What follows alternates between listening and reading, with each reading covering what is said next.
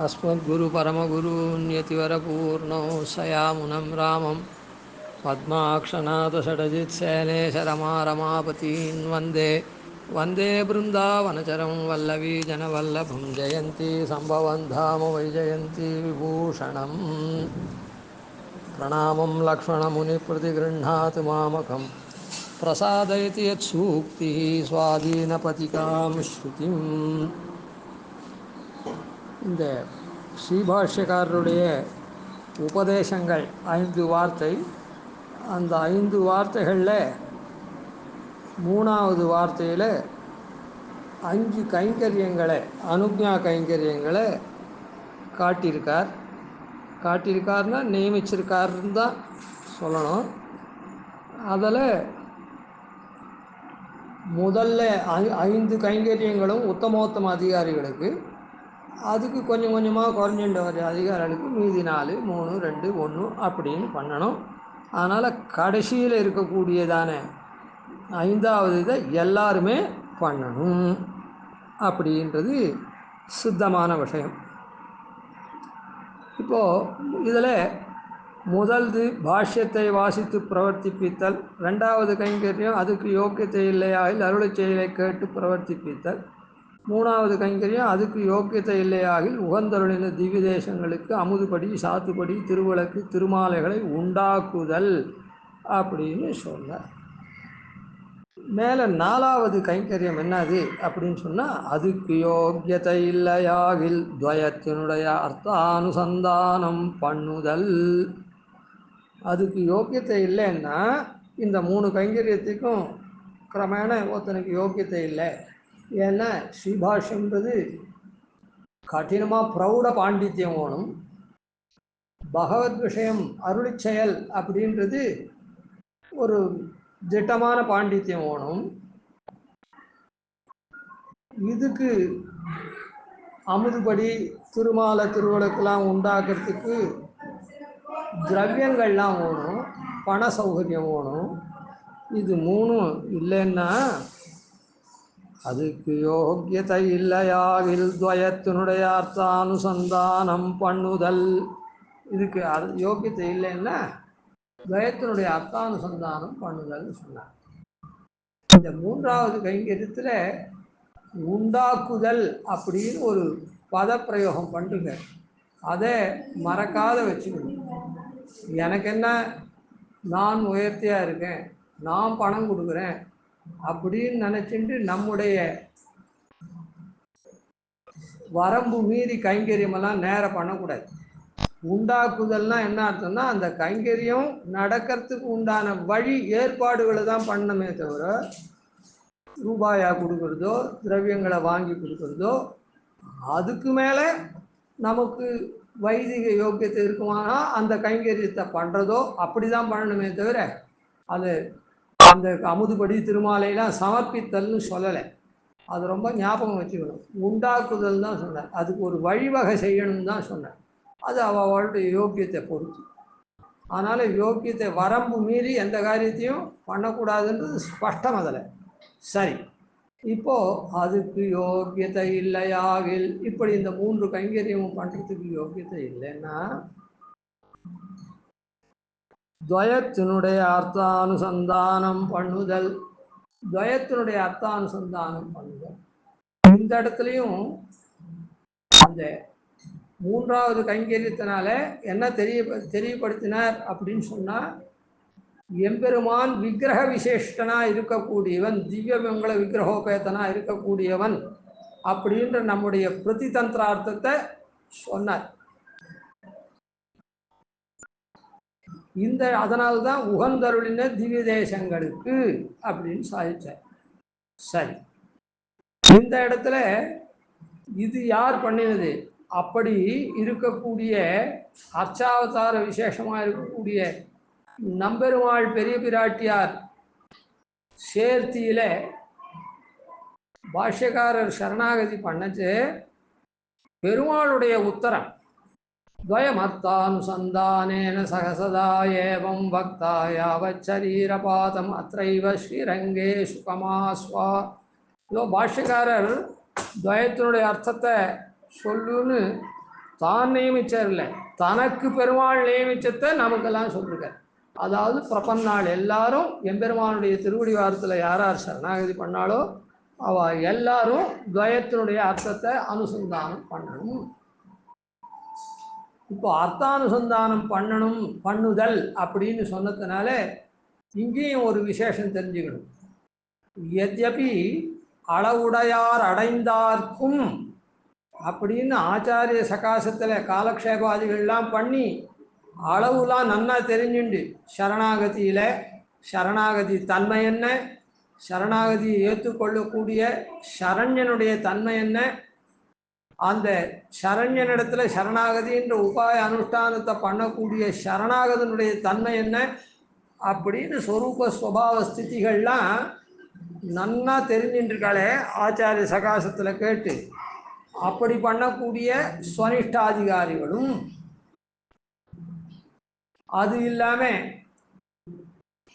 அதன் உரையே கொண்டவர்க்கும் அந்த ஆச்சாரியன் பண்ணியிருக்கக்கூடிய உரை அந்த சரணாகதி மந்திரத்தை நமக்கு சொல்கிறாளே அதை அப்படியே நாம் திருப்பி சொல்கிறது, அப்படி உக்தி நிஷ்டை பண்ணுறவாடும். வள உரை தந்தவன் அருளே மன்னிய மாதவத்தோர்க்கும். வள உரை, இந்த வளமான உரை, இது துவயமந்திரம் இருக்குதே, இந்த துவயமந்திரத்துக்கு வள உரைன்னு சொன்னேன். ரொம்ப வளத்தை கொடுக்கக்கூடியதான ஒரு உரை. இந்த வார்த்தையை துவயத்தை உச்சரிச்சுட்டான்னா எம்பெருமான இடத்துல அவன் என்ன பண்ணுறான், மோக்ஷாந்த ஐஸ்வர்யத்தை கொடுக்குறான், தன்னை தந்த கற்பகமாக விளங்குறான். அப்படி வளத்தை கொடுக்கக்கூடியதான உரை இந்த துவயத்தை. அது கூட என்ன, துவயத்தை தானே சொல்கிறது ஒன்று, இல்லை சொல்ல தெரியலன்னா சொல்லி வச்சு சொல்கிறது ஒன்று, அப்படி இல்லை இவனுக்காக ஆச்சாரியாதிகளே வேற ஒருத்தரே சொல்லிவிடுறதும் உண்டு. அப்படி ஒத்தனுக்காக அந்த துவயம் உச்சரிச்சுட்டா அந்த வளத்தை தன்னை தந்த கற்பகம்னு பொன்னுலகாளீரோ பூமி முழுதாளீரோன்னு இரு விபூதியும் கொடுக்குறான். அவன் எப்படி அனுபவிக்கிறானோ அதே மாதிரி கொடுக்குறான். அப்படி வளத்தை கொடுக்கக்கூடியதான உரை. அந்த மாதிரி அந்த வள உரையை தந்தவன் இருக்கிற கிரந்த சதுஷ்டயங்கள்லாம் காலக்ஷேமம் பண்ணி வச்ச அதனுடைய விஸ்தாரத்தை பண்ணி வச்ச ஆச்சாரியாள் இருக்காளே அவளிடத்துலையே தேவரே எனக்காக பண்ணிடும். வளவுரை தந்தவன் அருளே மன்னிய, அப்படியே அவளிடத்துல விசுவாசமாக இருந்து தேவரீரே எனக்காக பிரபத்தியை அனுஷ்டிக்கவோடும். மன்னிய மா தவத்தோர்க்கும், அது ஒரு பெரிய தபஸ். இதுவே தபஸு, இதை காட்டிலும் உயர்ந்ததான தபஸ் இல்லைன்னு சொல்லியிருக்குது. ஞாசத்தை தவிர வேற ஒன்றும் உயர்ந்த தபஸே கிடையாதுன்னு தைத்திரியம் ஓதுறது. அந்த ஞாசத்தையும் இப்படியெல்லாம் ஸ்ருதிகள்லாம் சொல்லியிருக்கக்கூடிய வழியில் உபதேசம் பண்ணின ஆச்சாரியனே நீரே எனக்காக பண்ணி வச்சிடும் அப்படின்னு இருக்குது மா தபஸ். அது ஆச்சாரிய நிஷ்டையை சொல்கிறது. மன்னிய மாதவத்தோர்க்கும். அதுக்கப்புறம் ஆச்சாரியனே இறங்கி, ஐயோ இது அச்சேத்தன பிராயமாக இருக்கானே, இவன் நம்ம இடத்துல ஏதோ பக்தி கொண்டிருக்கானே, போச்சை வச்சைவெல்லாம் கை கூக்குறானே, நம்ம பார்த்து அப்படியே இறங்கி நிற்கிறானே அப்படின்றதெல்லாம் தெரிஞ்சுன்றது ஆச்சாரியனே பண்ணி வச்சுட்டார். என்னத்தை, இந்த துவய உச்சாரணத்தை இவனிடத்துல இது பண்ணி. அதான் அப்போது பண்ணச்சே என்னன்னா, என்னடா அது சரணாகதி பண்ணுறவன் ஆத்மாபகார சௌரியம் பண்ணினவனாச்சே, அகங்கார மமகாரத்தோடு வர்த்திக்கிறவனாச்சே. அப்படின்னா அந்த அகங்கார மமகாரங்கள்லாம் அவனுக்கு எப்படி போகும்? இவர் பாட்டுக்க அவனிடத்துல பரிவு கொண்டு பண்ணிட்டார்னா அப்படின்னு ஒரு சந்தேகம் வருமோ இல்லை? அப்படி இல்லை. ஆச்சாரியன் என்ன பண்ணுறார், என்னிடத்துல அவன் பிரீத்தியாக இருக்கான், யமர் என்னை சேர்ந்தவனாக இருக்கான், அதனால் என்னுடைய பிரபாவத்தினால அவன் களவு பண்ண மாட்டான், இனிமேட்டு ஆத்மாபார சௌரியம் அகங்காரம் மமகாரம் கொண்டு வர்த்திக்க மாட்டான் அப்படின்னு. இது என்ன ஆச்சாரியன் இப்படி சொல்லலாமா அப்படின்னா நன்னா சொல்லலாம். ஆச்சாரியன் பெரிய சாது, தர்சனாதேவ சாதவா அப்படின்னு. அதனால் ஒரு இடத்துல ஒரு விற்த்தாந்தம் சொல்லுவார். ஒரு இடத்துல ஒரு நாஸ்திகம் மாதிரி இருந்த பையன் திடீர்னு ஆஸ்திகனாக ஆயிட்டான். அது என்னன்னா, ஓ இந்த பையன் நேற்று கூறத்தாழ்வார் இங்கே ஏழ்நேரே, அதனால் அவரை சேவிச்சிருப்பானோ, அதனால் இப்படி. அதனால் சாதுக்களுடைய தரிசனம் பட்டால் அந்த நாஸ்திக தன்மையெல்லாம் ஒழிஞ்சு போயிடும்னு சொல்லியிருக்கு. அதனால் கள ஒழிவார் யமர் என்ன, என்னுடையவன் அவன், என்னிடத்துல அதிமாத்திர பிரீத்தி வச்சுட்டு இருக்கான், போச்சே வரைச்சே கை கூப்புறான், நின்று அப்படியே பார்த்துட்டே இருக்கான், எதையும் அபேட்சிக்கலை, என்ன அப்படியே இருக்கான். அதனால் என்னை சேர்ந்தவன் ஆகிட்டான் அவன். அதனால் கள ஒழிவார், அவன் ஆத்மாபகார சௌரியம் பண்ண மாட்டான் அப்படின்னு சொல்லி அப்படி அது மாதிரி எம்பெருமான் இந்த 4 விதத்துக்கும் பெருமாள் அனுகிரகம் பண்ணுறான். அதனால் இந்த விஷயத்தை இப்படி இருக்கிறவா எல்லாருமே துவயார்த்தானுசந்தானம் பண்ணலாம். இந்த கடைசி இல்லை இருக்கானே, இவனுக்கு வேணால் துவயார்த்தானுசந்தானம் பண்ண முடியாதா இருக்கும். ஏன்னா இவன் ஆச்சாரிய இடத்துல அடிபணிஞ்சு கேட்கலை. ஆனால் மீதி எல்லாரும் கேட்டவா, அவளே வந்து அது இந்த சரணாகதியை பிரார்த்திக்கிறவா, தானே ஒன்று அனுஷ்டிக்கிறா, இல்லைன்னா ஆச்சாரியன் அனுஷ்டிப்பிக்க இவன் நாத்தை அனுஷ்டிக்கிறான், இல்லைன்னா ஆச்சாரியனே அனுஷ்டிச்சுடுறார் இவனுக்காக. அதனால் இவன் பிரார்த்திச்சு தான். அதனால் இந்த 3 பேர் இருக்காள பிரபன்னாள் மொத்த பேரையும் பாஷ்யக்காரர்கிட்ட எம்பெருமான் என்ன சொல்லிருக்கான்னா, துவயமர்த்தானுசந்தானேன சகசதா ஏவம் வக்தா யாவத் சரீரபாதம் அத்ரைவ ஸ்ரீரங்கே சுகமாஸ்வா அப்படின்னு சொன்னார். அதனால் இந்த 4வதாக இருக்கக்கூடியவன் தான் ஆச்சாரியனை சேவிக்கிறானே தவிர வேற எதுவுமே அவன் ஆச்சாரியனிடத்தில் இது பண்ணாதனால அவனுக்கு வேணால் அந்த அர்த்தானுசந்தானம் கை கூடாது. அதனால தான் அதுக்கு யோக்கியத்தை இல்லையாகில்னு இதுக்கும் யோக்கியத்தை இல்லாத ஒருத்தன் இருக்கான்றதை இதில் காண்பிக்கிறேன். சரி, மேலத்தில் காண்பிக்க போகிறேன் அதுக்கு யோக்கியத்தை இல்லையாகில்னு. ஆனால் இந்த சரணாகதி பண்ணுறவாள், அதாவது ஆச்சாரியனை கேட்டு தானே பண்ணுறதோ, இல்லை ஆச்சாரியன் சொல்லி வைக்க தான் பண்ணுறதோ, இல்லை தாம் பிரார்த்தித்து ஆச்சாரியன் பண்ணுறதோ, இப்படி இருக்கக்கூடிய துவயத்தை இது பண்ணவா சரணாகதாள் மொத்த பேரும் இந்த மாதிரி அனுசந்தானம் பண்ணணும். பெருமாள் நியமிச்சிருக்க நம்பெருமாள் அதுவும் படிக்கு இங்கே பாஷ்யக்காரர் இதை சொன்னார். அப்படி துவயத்தினுடைய அர்த்தத்தை பின்னாளில் முதல்லையேவும் தெரிஞ்சுக்கலாம். ஸ்வனிஷ்டன் முதல்லையே தெரிஞ்சுப்பான், ஆச்சாரியனிஷ்டன் முதல்லையே தெரிஞ்சுப்பான். ஆனால் உக்தினிஷ்டன் அதனுடைய அர்த்தத்தை சமுதாய அர்த்தத்தை தான் தெரிஞ்சுப்பான். சமுதாயமாக துவயத்தினுடைய தன்மையை தெரிஞ்சுட்டு உடனே ஆச்சாரியன் சொல்லி வைக்க பண்ணிவிடுறான். சரி, அதனால் இவாளெலாம் தெரிஞ்சுட்டு இருக்கிறதுனால, இல்லைன்னா உபாயத்தை அனுஷ்டிச்சா விட்டு கூட ஆச்சாரிய நிஷ்டையில் கூட சில பேர் காலக்ஷேபாதிகள்லாம் பண்ணாத ஆச்சாரியனை பிரார்த்தித்து பண்ணிட்டாள்னா பின்னால் சிக்ஷகாந்தர ஆச்சாரியர்னால காலக்ஷேபாதிகள் பண்ணி துவயத்தினுடைய அர்த்தத்தை தெரிஞ்சுக்கிண்டு அந்த அனுசந்தானம் பண்ணணும் அப்படின்னு. அதனால் துவயத்தை தானே சொல்லணும், அப்படி சொன்னாதான் சரணாகதி அப்படின்னு இல்லை. தான் அனுஷ்டிக்கவுமாம், தனக்காக யாரேனும் அனுஷ்டிக்கவுமாம்னு இருக்கிறதுனால இப்படி ஆச்சாரிய நிஷ்டாதிகளுக்கு கூட இது பொருந்தும் அப்படின்னு இருக்குது. அதனால் இந்த துவயத்தினுடைய அர்த்தம் என்னது அப்படின்றத ரொம்ப சுருக்கமாக, அது எப்படி 2 வரியாக இருக்குதோ அதே மாதிரி அந்த 2 வரிக்கும் உண்டான அர்த்தத்தை பார்த்துருவோம். அதாவது முதல் வரியில் ஸ்ரீமன் நாராயண சரணம் சரணம் பிரபத்யே அப்படின்னு இருக்குது. அதுக்கு என்ன அர்த்தம் பொதுவானா, ஸ்ரீமானான நாராயணன் திருவடிகளை சரணமாக பற்றுகிறேன். எதுக்கு, என்ன பலனை உத்தேசி நீ அவனை பற்ற திருவடியை அப்படின்னு சொன்னால், ஸ்ரீமதே நாராயணாய நமஹ. இந்த பலன்லாம் இல்லை, ஐகிக பலன் ஆமுஷிக பலன்லாம் இல்லை. ஸ்ரீமதே ஸ்ரீமானான நாராயணன் திருவடிகளில் களையற்ற கைங்கரியம் பண்ணுறதுக்காக பண்ணுகிறேன் அர்த்தம். இப்போது அந்த துவய மந்திரம் என்ன சொல்லப்பட்டிருக்குன்னா, நாம் எப்படி அனுஷ்டானம் பண்ணுறோமோ அப்படி சொல்லியிருக்கு. முதல்ல என்ன பண்ணுறோம், பெருமாள் இடத்துல சரணாகதி பண்ணுறோம்.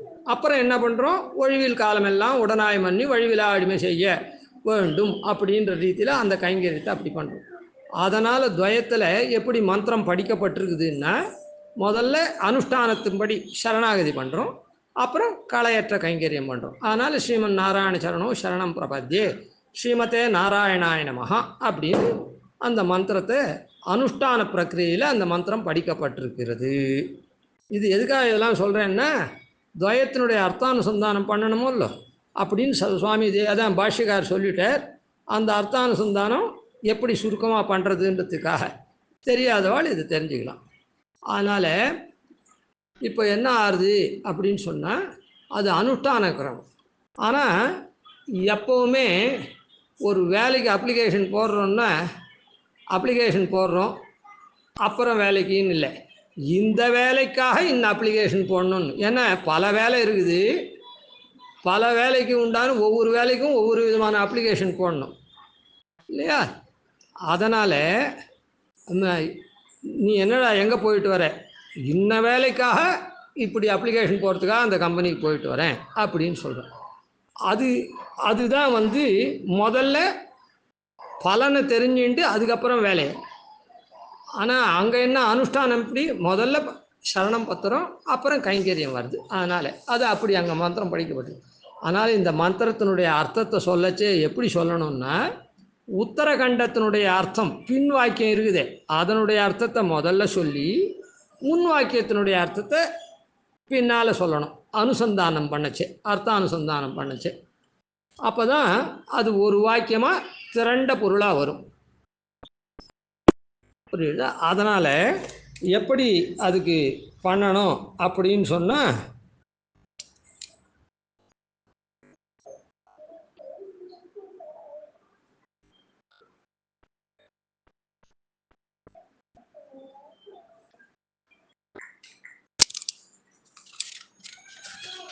அந்த பின் வாக்கியத்துக்கு முதல்ல அர்த்தம் சொல்லி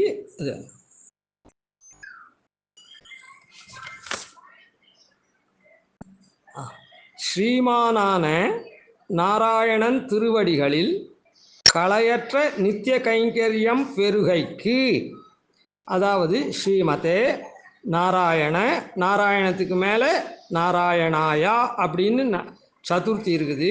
அதுக்கப்புறம் நமஹான்னு இருக்குது. நமஹா. இப்போ ஸ்ரீமதே அப்படின்னு சொன்னால் பெருமாளும் பிராட்டியும் விட்டு பிரியாத சேர்ந்துருக்கான்னு அந்த பதம் சொல்கிறது. அதில் சதுர்த்தி இருக்குது. நாராயணன்ற சப்தம் அந்த எம்பெருமானை சொல்கிறது. அந்த எம்பெருமான் திருமேனி விசிஷ்டன் சர்வ பிரகார விசிஷ்டன் ஆயிருக்கான் அவனை சொல்கிறது. ஏன்னா அவங்ககிட்ட போய் கைங்கரியம் பண்ணணுமோ இல்லை, அந்த கைங்கரியம் பண்ணுறவனை சொல்கிறது. அப்படி கைங்கரியம் பண்ணுறவனை சொல்லச்சே அதான் அந்த நாராயணாயா அப்படின்னு இருக்குதே சதுர்த்தி, அவன் பொருட்டு அப்படின்றது, பொருட்டுன்றது அவன் பொருட்டு கைங்கரியம் பரியந்தம் அதுக்கு அர்த்தம். நமஹா அப்படின்னா ந மகா நமமா அப்படின்னு, எனக்கு இல்லை, அவன் பொருட்டு கைங்கரியம் எனக்காக இல்லை அப்படின்னு, எனக்காக நான் பண்ணல அவனுக்காகவே பண்ணுறேன் அப்படின்னு சொல்கிறது நமஹான். அது தோஷமற்ற கைங்கரியம். அதனால் இதை பாருங்கள், ஸ்ரீமானான நாராயணன் திருவடிகளில் களையற்ற நித்திய கைங்கரியம் பெருகைக்கு, அது உத்தரகண்டர். இதை பெறறதுக்காக நான் என்ன பண்ணுறேன், ஸ்ரீமன் நாராயண சரணம் சரணம் பிரபத்யே.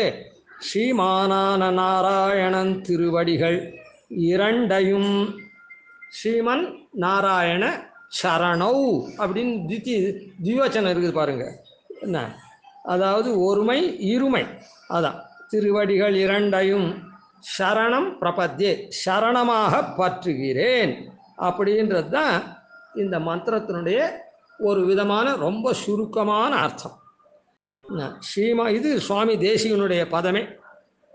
ஸ்ரீமானான நாராயணன் திருவடிகளில் களையற்ற நித்திய கைங்கரியம் பெருகைக்கு, ஸ்ரீமானான நாராயணன் திருவடிகள் இரண்டையும் சரணமாக பற்றுகிறேன். அவ்வளோதான் என்று இதில் திரண்ட பொருள் அப்படின்னு சுவாமி தேசிகன் சாதிச்சிருக்க. அதை நாம் அனுசந்திச்சோம். இன்னும் கொஞ்சம் இந்த அனுசந்தானம் பண்ணாலே போகும். இன்னும் கொஞ்சம் நல்லா விசதமாக அனுசந்தானம் பண்ணணும்னா அதை மேலே நாளைக்கு இது பண்ணுவோம். கவிதார்க்கே சிம்மாய கல்யாண குணசாலினே ஸ்ரீமதே வெங்கடேஷாய வேதாந்த குரவே நமः. ஆதிவன்ஷடகோபாதீனதிவர்யான் பஜே நிஷம் ஸ்ரீரங்கபூர்வஷடீசானபதாஸ்ரீம் ஸ்ரீவத்சௌந்தரகம் வந்தே ஸ்ரீகிருஷ்ணதேசிகம்.